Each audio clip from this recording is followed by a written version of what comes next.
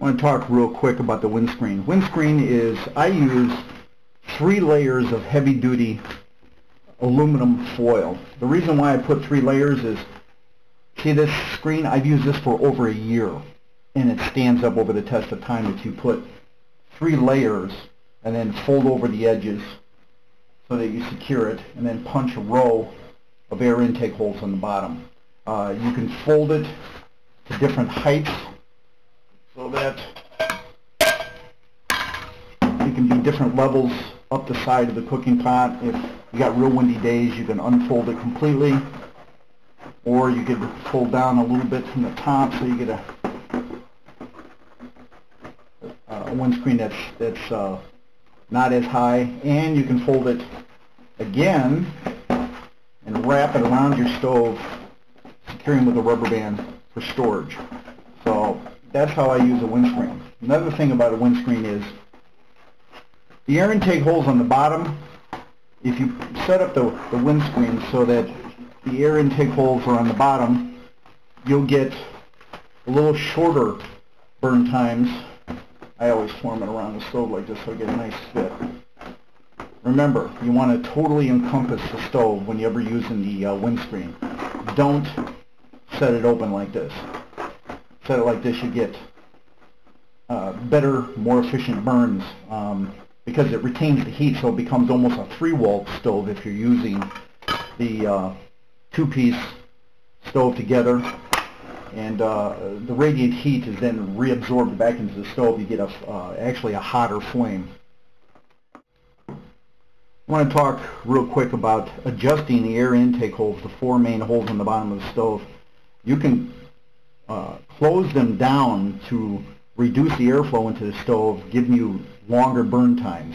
On the original version, I had a couple screws that were mounted just underneath the rim, and you took a couple tent stakes or long pieces of wood like twigs, and you would put underneath each one of the handles, pick up slightly, and then rotate the stove, which would then allow you to close the air intake holes on the bottom.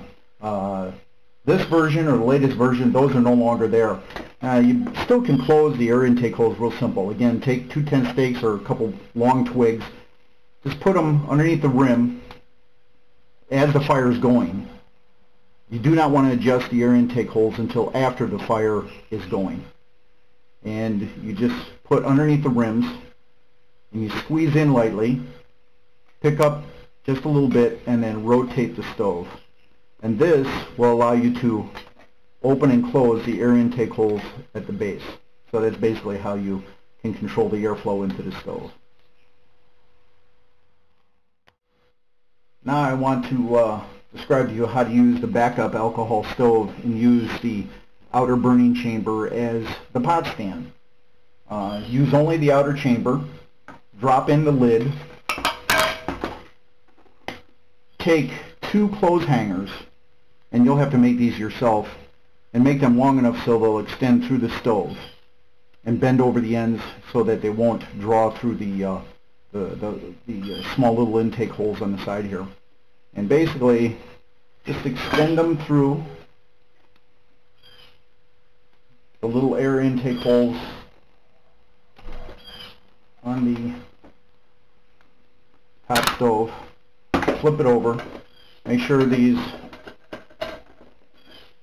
support rods are totally in and extend out the side. This will support the lid. Take your alcohol stove, set it on top, pour in your denatured alcohol, like 2 tablespoons full. Light your stove, drop on your pot stand, put your windscreen around the stove, again totally closing it in and leaving about a 1/2-inch gap between the windscreen and the stove, and then put your cooking pot on. This is a good backup alcohol stove system. You can boil 2 cups of water in less than 5 minutes using only 2 tablespoons of denatured alcohol. Well, that pretty much concludes my tips and tricks section of using my Bushwhacker wood gas stove. Have any questions, you can always drop me an email from my website at www.trailgear.org. Stop by, check it out. Have a nice day. Thanks for stopping by.